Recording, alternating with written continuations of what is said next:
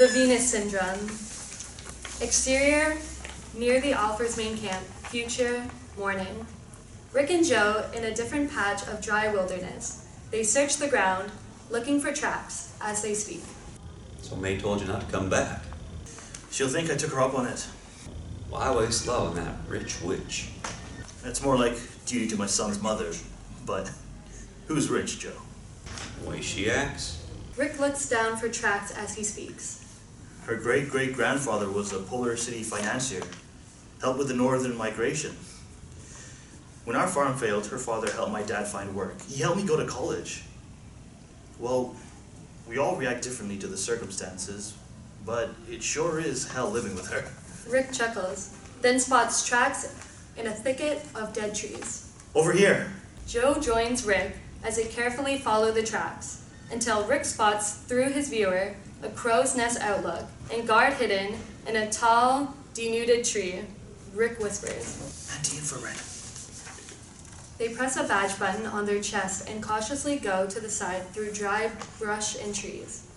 They spot another outlook, and another, as they sneak around the massive perimeter until they find a weak spot.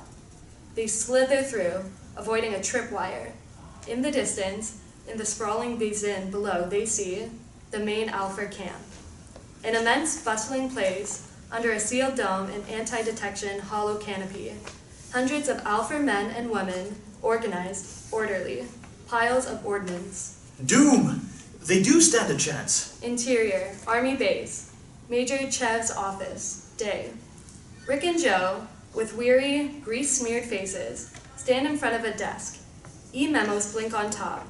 On the back wall, a hollow map of Canada and Alaska, altered by 180-foot sea rise, Greenland, is an atoll of mountainous islands around a sea. So you found their main camp, but you tipped them off. I'm certain we did not, sir. Chev hardens in dislike for Rick and nearly spits at him. Commander Leyland wants to see you. Rick's mouth opens in surprise. It's another matter. Interior, Commander Leyland's office, day. Larger than Chev's office. On the back wall, a northern hemisphere map, altered by 180-foot sea rise. Rick, astonished, sits on the edge across the desk from Commander Leyland, 60s, a graying fatherly type.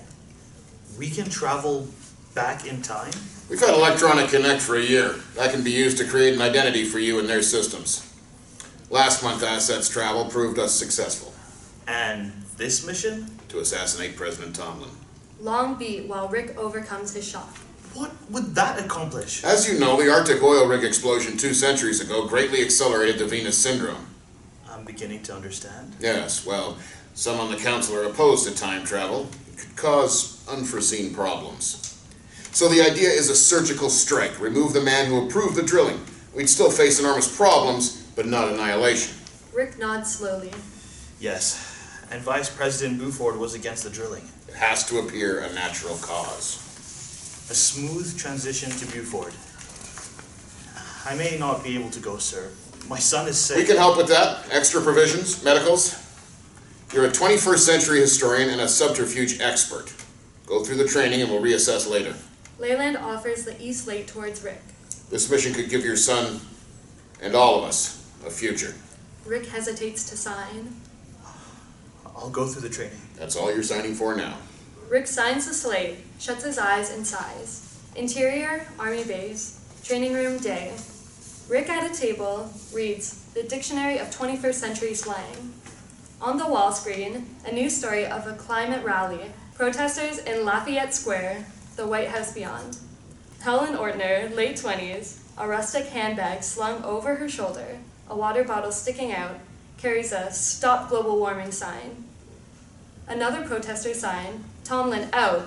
Another, a sweating Earth with bursting thermometer in mouth. Hey, hey, ho, ho, Tomlin has got to go. Hey, hey, ho, ho. Rick allows himself a brief smile at the video.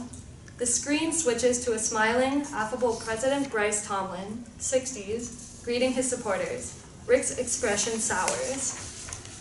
Interior, base mess, day. A server dishes disgusting slop to soldiers with trays. Rick gets his and takes a seat at a distant table alone. Major Chev passes Rick with his own tray of slop as he heads towards the officer's room. He speaks harshly. You're not going on that mission. Rick stops eating, looks up, surprised. What are you coming at? You're not righto. They're wasting time and resources on you. Others are better qualified.